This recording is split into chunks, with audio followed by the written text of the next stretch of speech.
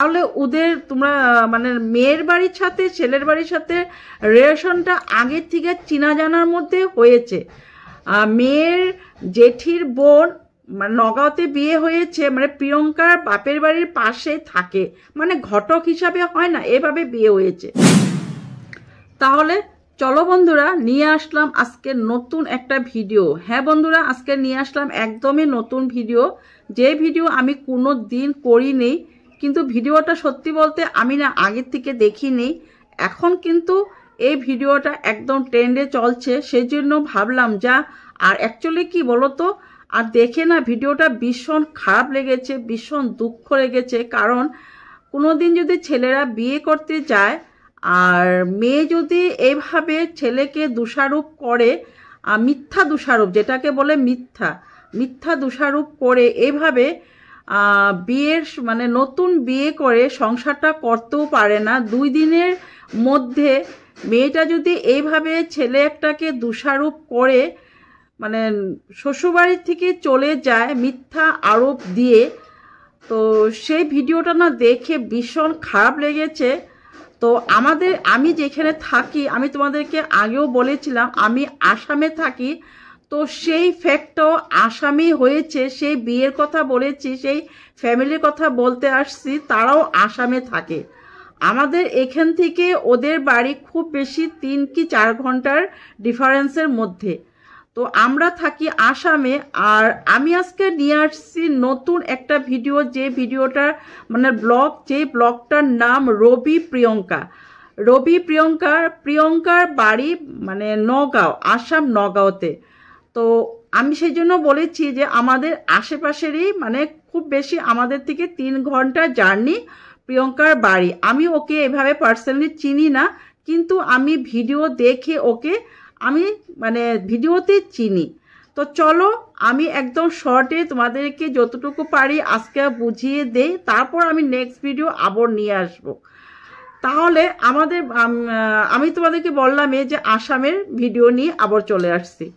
তো নগাঁওতে প্রিয়ঙ্কার দাদার বিয়ের জন্য প্রিয়ঙ্কা চলে আসছে কলকাতা থেকে নগাঁও চলে আসছে দাদার বিয়ে বলে। আজকে প্রিয়ঙ্কা যদি এই ফ্যামিলিটার মধ্যে না থাকতো, মানে দাদার বিয়েতে না আসতো, তাহলে কিন্তু দাদা ওদের মা বাবা, মানে প্রিয়ঙ্কার মা বাবা কথা বলছি আর দাদা কথা বলছি, অনেক বড় একটা মানে আইনের হাতে দোষারোপ হতে হতে বেঁচে গিয়েছে। আজকে যদি প্রিয়ঙ্কা না থাকতো আর সেই কল রেকর্ডিংগুলো যদি খুব সুন্দর করে সেফলি না রাখতো প্রিয়ঙ্কা, তাহলে কিন্তু আজকে বললাম না ওরা আইনের হাতে কি যে ওদের মানে অবস্থাটা হতো, সেটাই মানে বুঝিয়ে দেওয়ার মতন একটা মানে প্রিয়ঙ্কায় সুন্দর করে আমাদেরকে সব কিছুটাই বুঝিয়ে দিয়েছে আর সব কিছু সুন্দরভাবে হয়েছে। তাহলে আমি প্রিয়ঙ্কা যদি আমার ভিডিওটা দেখে থাকে তাহলে আমি সেটাই বলবো, দেখো নগাঁও থেকে তোমার দাদাকে যে বিয়ে করেছো, তোমার দাদার যে নগাঁও বাড়ি, তোমাদের যে নগাঁওতে বাড়ি, নগাঁও থেকে কিন্তু হুজায়ের মেয়ের বাড়ি ছিল। নগাঁও থেকে কিন্তু হুজায় খুব একটা দূরত্ব নয়, খুব বেশি নগাঁও থেকে হুজায় 2.5 ঘন্টা কি 2 ঘন্টা হবে, তার থেকে তো বেশি হবে না। আর নগাঁও থেকে যদি হুজায় 2 ঘন্টার ডিফারেন্স থাকে, তাহলে ওদের তোমরা মানে মেয়ের বাড়ির সাথে ছেলের বাড়ির সাথে রিলেশনটা আগের থেকে চেনা জানার মধ্যে হয়েছে। মেয়ের জেঠির বোন মানে নগাঁওতে বিয়ে হয়েছে, মানে প্রিয়ঙ্কার বাপের বাড়ির পাশে থাকে, মানে ঘটক হিসাবে হয় না, এভাবে বিয়ে হয়েছে।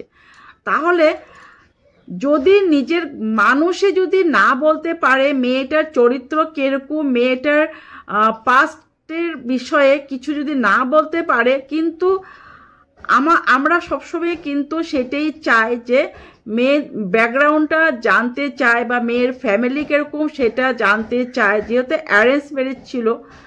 তাহলে প্রিয়ঙ্কারা কিন্তু নগাঁও থেকে হুজাইতে খবর লওয়াটা অনেক একটা কঠিন কাজ ছিল না, যেহেতু ওদের ফ্যামিলি ওখানেই থাকে, ওদেরকে জিজ্ঞাসা করে ওরা জানতে পারতো যে মেয়েটার ব্যাকগ্রাউন্ডটা কি, মেয়েটার পাস্টে কি হয়েছে, কি কিছু একটা তো মানে খবর নিতে পারতো। দেখো আজকে ওরা 3 মাস সময় পেয়েছিল।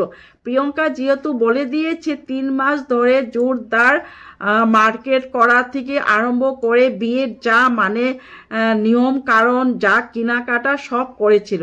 তো সে মানে 3 মাস, সরি 3 ঘন্টা বলছি, 3 মাসের মধ্যে কি প্রিয়ঙ্কার ফ্যামিলি থেকে মেয়ের বাড়ি ফ্যামিলি কোনো খবর নিতে কি পারে নাই নাকি? না বিশ্বাস করেছিল এই ঘটকের সাথে, যে ঘটক মানে প্রিয়ঙ্কার মানে যার সাথে বিয়ে দাদা ওই বৌদির জেঠিমার বোন, মানে প্রিয়ঙ্কার বাপের বাড়ির পাশেই থাকে। তো যাই হোক যেটাই হোক বিয়ে হয়েছে, বিয়ে হওয়ার পরে যে এত মানে একটা মানে মন খারাপ সবার মধ্যে। প্রথম বলেছে বিয়ে হয়ে আসার পর মেয়ের সাথে নাকি দিদা চলে আসছিল, মানে প্রিয়ঙ্কার বৌদির সাথে দিদা চলে আসছিল।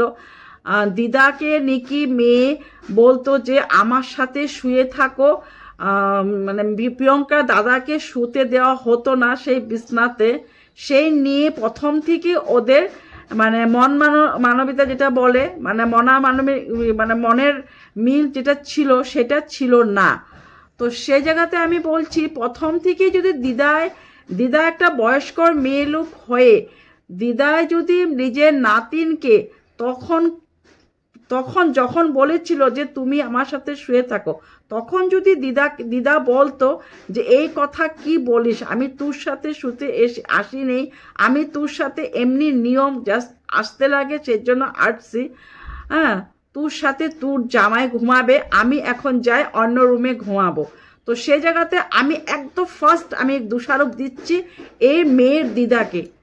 আজকে যদি মেয়ের দিদা এইভাবে মেয়ের মানে নাতিনের সাথে সাপোর্ট না করে ওর সাথে ঘুমিয়ে না থেকেও যদি উঠে যেত, তাহলে কিন্তু এই প্রথম থেকে যেই মানে আস্তে আস্তে আস্তে করে মেয়েটার একটু একটু করে চান্স নিয়েছে যে ছেলের বাড়িকে দোষ দেব বলে, ছেলের বাড়ি থেকে খাওয়া দাওয়া হয় না, ছেলে নাকি ঝ্যাং করে কথা বলে, ওকে ভালো ব্যবহার করা হয় না, এই মিথ্যা কথা বলার জন্য যতটুকু সাহস পেয়েছে, যদি ওই খানটার মধ্যে দিদা স্টপ করে দিত তাহলে আজকে এই পর্যায়ে আসতো না।